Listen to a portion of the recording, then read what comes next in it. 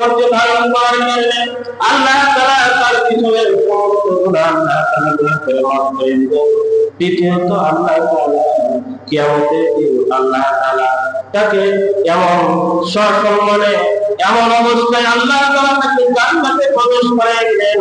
আল্লাহ তাআলা বলবেন, ওই যে দেখো আমার আইয়ুব নবী দাঁড়িয়ে আছে, তুমি আইয়ুব নবীর কাছে দাও।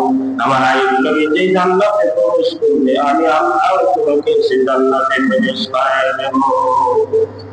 কারণ পৃথিবীর ইতিহাসে হযরত আইয়ুব আলাইহিস সালাম তাফসীরের কিতাবে ভিতরে আছে 18 বছর পর্যন্ত তিনি দুরারোগ্য ব্যাধিতে আক্রান্ত ছিলেন।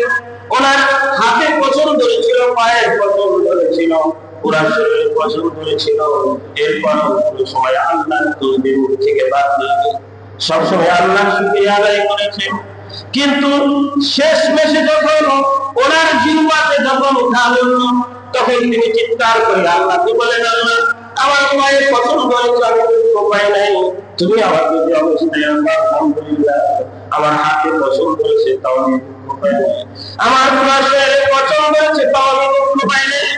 কারণ আমার জিহ্বা ঠিক আছে, আমার জিহ্বাতে তোমার নাম নিতে পারছি, তুমি যে পবিত্র, তোমার নাম সুবহানাল্লাহ আলহামদুলিল্লাহ আল্লাহু আকবার বলে তোমার নাম আমি নিচ্ছি। আমার শরীরে যত ব্যথা আছে আমি তোমার নাম নেওয়ার কারণে মন করেছে যে প্রশান্তি লাভ করি, শরীরের ব্যথা আমার অনুভব হয় না। কিন্তু যখন আইয়ুব আলাইহিস সালামের জিহ্বাতে যখন পছন্দ করলেন তিনি তখন আল্লাহর কাছে বলেন, আল্লাহ তুমি আমার জিহ্বাতে পছন্দ করে নিয়ে এখন তো আমি প্রেমিক, তুমি আমার তোমার নাম নিতে পারবো না। আল্লাহ শরীরের ব্যথা থেকে আমার অন্তরের ব্যথা সবচেয়ে বেশি, আমি তোমার নাম নিতে পারবো না, আমি মুখে আলহামদুলিল্লাহ বলতে পারবো না, আমি মুখে সুবহানাল্লাহ বলতে পারবো না, আমি মুখে আল্লাহু আকবার বলতে পারবো না। আমার জিহ্বাতে পছন্দ হয়েছে আল্লাহ, আমার শরীরের ব্যথা থেকে এই ব্যথাই সবচেয়ে আমার বেশি, আমি মুখে তোমার নাম নিতে পারছি। এইভাবে চললে 18 বছর কেটে গেল। তাফসীরের কিতাবের ভিতরে আছে 18 বছর পর যখন জিহ্বাতে পছন্দ হয় পরে যখন আল্লাহর কাছে এমন আরকি কোশ করলেন, আল্লাহ তোমার নাম নিতে পারছি না, আল্লাহ তোমার নাম না নিলে আমার ভালো লাগে না, আল্লাহ আমার শরীরের ব্যথা আমার কাছে অনুভব হয় না। কিন্তু 18 বছর শরীরের ব্যথা অনুভব করি নাই, তাও তোমার নাম আমি জবানে নিতে পেরেছি, অন্তরে প্রশান্তি পেয়েছি। কিন্তু আজকে যখন আমার জীবনে কাজ এখন তোমার নাম নিতে পারছি না, আল্লাহ এ ব্যথা রাখার মতো পৃথিবীতে আমার কোনো জায়গা নাই। হযরত আইয়ুব আলাইহিস সালামের এমন কথা শুনে আল্লাহ বলে এত খুশি হলেন, এত খুশি হলেন, আল্লাহ তাআলা সাথে সাথে আইয়ুবকে বললেন, আইয়ুব তুমি তোমার পা দিয়ে পাথরে আঘাত করো। হযরত আইয়ুব আলাইহিস সালাম তার পা দিয়ে পাথরে আঘাত করলেন। আঘাত করার সাথে সাথে আল্লাহ তাআলা কুদরতিভাবে পাথর থেকে ঝর্ণার মতো পানি বের করে দিলেন। এরপর আল্লাহ তাআলা আইয়ুব আলাইহিস সালামকে বললেন, হাযা মুগতাসালুন বারিদুন শারাব। আল্লাহ তাআলা আইয়ুব আলাইহিস সালাম বললেন, আইয়ুব তুমি তোমার পাথরে আঘাত করেছো, আমি আল্লাহ কুদরতিভাবে পানি বের করে দিয়েছি, এই পানি দিয়ে তুমি গোসল করার পান করার আল্লাহ তোমার 18 বছর দুরারোগ্য ব্যাধি মুহূর্তের ভিতরে আমি সুস্থ করে দেব। হযরত আইয়ুব আলাইহিস সালাম সাথে সাথে সেই পানি দিয়ে গোসল করলেন আর পান করলেন।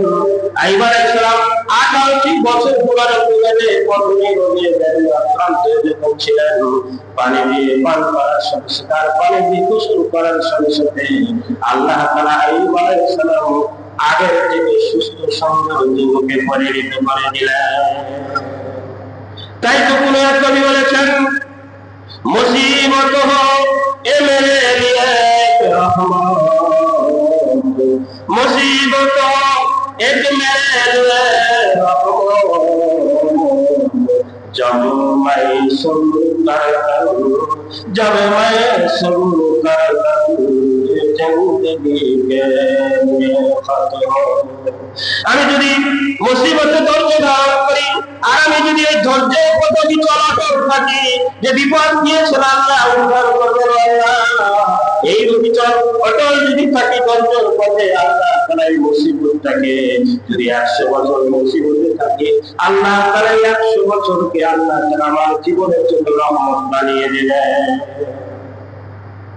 এজন্য আল্লাহ তাআলা বলেছেন ওয়াস্তাঈনু বিস-সাবরি ওয়াস-সালাহ, তুমি আমি আল্লাহর কাছে ধৈর্য রাখিয়ে আর সালাতে, তুমি আল্লাহর কাছে সাহায্য চাও, আমি আল্লাহ তাআলা তোমাকে কুদরতিভাবে এমন সাহায্য করবো যে সাহায্য তুমি কখনো কল্পনা করতে পারবে না। যে সাহায্য আল্লাহ আইয়ুব আলাইহিস সালামকে দিয়েছিলেন। আপনারা এখন হযরত ইউনূস আলাইহিস সালাম, আমরা অনেক সময় বলি কেউ যদি বিপদে পড়ে আমরা বলি তার কর্মের ফল ভোগ করছে, কেউ যদি মুসিবতে পড়ে বলি সে কর্মের ফল ভোগ করছে, কেউ যদি বিপদে আক্রান্ত হয় আমরা মুখে বলি সে কর্মের ফল ভোগ করছে। কথাটা কিছুটা সত্য হলে আবার অনেকটা অসত্য। কারণ যদি সবাই কর্মের ফল ভোগ করে মুসিবতে পারে, তাহলে ইউনূস আলাইহিস সালাম কি দোষ করেছিলেন? মাসের পেটে 40 দিন তাকে থাকতে হলো। কি দোষ করেছিলেন আইয়ুব আলাইহিস সালাম? আর 68 বছর ধরে বছরের লোকে আক্রান্ত হয়েছিলেন। কি দোষ করেছিলেন হযরত নূহ আলাইহিস সালাম? 950 বছর তিনি পাথরের আঘাতে জর্জরিত হয়ে গিয়েছিলেন। পৃথিবীর ইতিহাসের একটা তাফসীরের কিতাবে লিখে যদি আদম আলাইহিস সালাম থেকে নিয়ে হযরত নূহ আলাইহিস সালাম পর্যন্ত সমস্ত নবীদের কান্নার বাণী যদি একত্রিত করা হয়, হযরত নূহ আলাইহিস সালাম 950 বছর নির্যাতন হয়ে কেঁদেছিলেন। সমস্ত নবীদের কান্নার বাণী থেকে হযরত নূহ আলাইহিস সালামের কান্নার বাণীটাই বেশি ভারী হবে। কারণ নূহ আলাইহিস সালাম কি দোষ করেছিলেন? আপনি তাকান হযরত মুহাম্মদ সাল্লাল্লাহু আলাইহি ওয়াসাল্লাম, প্রিয় হাবিব মুহাম্মদ রাসূলুল্লাহ যখন উহুদের প্রান্তরে গেলেন, মাথা ফেটে রক্তাক্ত হয়ে গেল, দাঁত ভেঙে গেল, তাই মুহাম্মদ সাল্লাল্লাহু আলাইহি ওয়াসাল্লাম কি দোষ করেছিলেন যে তাকে এত নির্যাতন সহ্য করতে হলো? আপনি তায়েফের ইতিহাসের দিকে তাকান, তায়েফের লোকেরা পাথর মেরে রক্তাক্ত করে দিয়েছিল। যায়েদ বিন আয়েশা বলেন রাসূলের রক্ত ঝরতে ঝরতে রাসূলের পা মোবারক এসে জুতা রক্তের সাথে আটকে গিয়েছিল। কি দোষ করেছিলেন রাসূল? তায়েফের ময়দানে রক্তাক্ত করেন না, কর্মের ফলটাকে ভোগ করে শাস্তি ভোগ করতে হয়, কথাকে কতটুকু সত্য নয়। কারণ সমস্ত নবীরা নিষ্পাপ, তাহলে তারা কি দোষ করেছিলেন? কিন্তু মাঝে মাঝে আল্লাহ তাআলা বিপদ দেয় তার গুনাহের কারণে, আবার মাঝে মাঝে বিপদ দেয় আল্লাহ তাকে মর্যাদা বাড়িয়ে দেওয়ার কারণে, বাড়ানোর কারণে, আর তাকে আল্লাহ তাআলা বিনয় হিসেবে জান্নাতে দেওয়ার জন্য আল্লাহ তাকে মাঝে মাঝে মুসিবত দেয়। তার মুসিবত আসে মানে দুই কারণে। একটি হলো গুনাহ যখন সীমা লঙ্ঘন করে ফেলে, অতিরিক্ত যখন গুনাহ হয়ে যায়, আল্লাহ তখন অসন্তুষ্ট তাকে বিপদে পাঠিয়ে দেয় যেন বান্দা আবার আল্লাহর দিকে যেন ফিরে আসে। এই জন্য মাঝে মাঝে আল্লাহ ধাক্কা দেয়, মুসিবত দেয়, বিপদ দেয়। আর মাঝে মাঝে ভালো মানুষকে আল্লাহ মুসিবত দেয় এই কারণে, যদি এই ভালো মানুষটা ভুল হয়ে যায়, সেই ভুলটাকে মাফ করে দিয়ে আল্লাহ কিয়ামতের দিন বিনয় হিসেবে জান্নাতে প্রবেশ করে দেওয়ার জন্য আল্লাহ মাঝে মাঝে তাকে বিপদ দেয়। তাই তো কোন এক কবি বলেছেন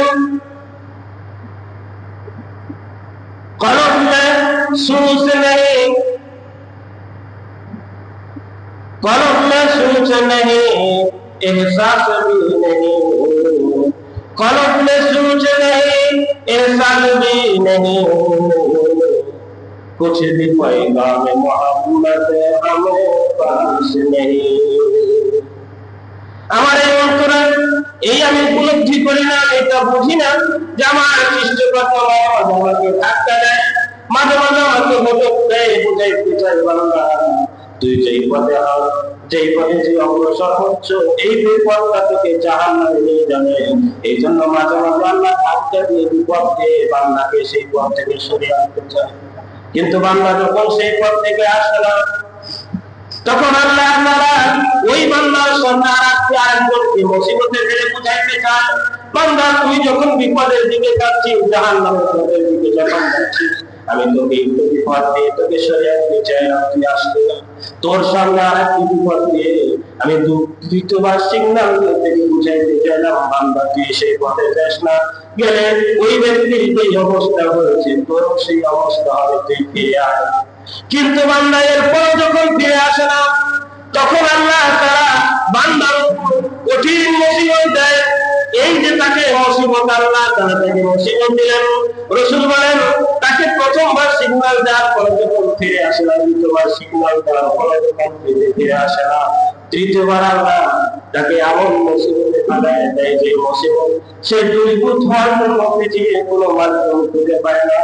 তখন আল্লাহ ওয়াস্তাইনু বিস-সাবরি ওয়াস-সালাহ, বান্দা তোকে বারবার সিগন্যাল দেওয়ার পরে তুই যখন দিয়ে আসিস না, তুই তখন কোরআনের দিকে তাকা। আমি সেখানে বলেছি ওয়াস্তাইনু বিস-সাবরি ওয়াস-সালাহ, তোকে যখন আমি বিপদ দিলাম, বারবার সিগন্যাল দেওয়ার পরে যখন ফিরে আসলি না, তোকে কঠিন মুসিবত যখন দিলাম, তুই ধৈর্য ধারণ করে আমি আল্লাহর কাছে তুই সাহায্য কামনা কর। সেজন্য আল্লাহ তাআলা বলেন বিপদে ধৈর্য ধারণ করে আল্লাহর কাছে সাহায্য চাইতে হবে।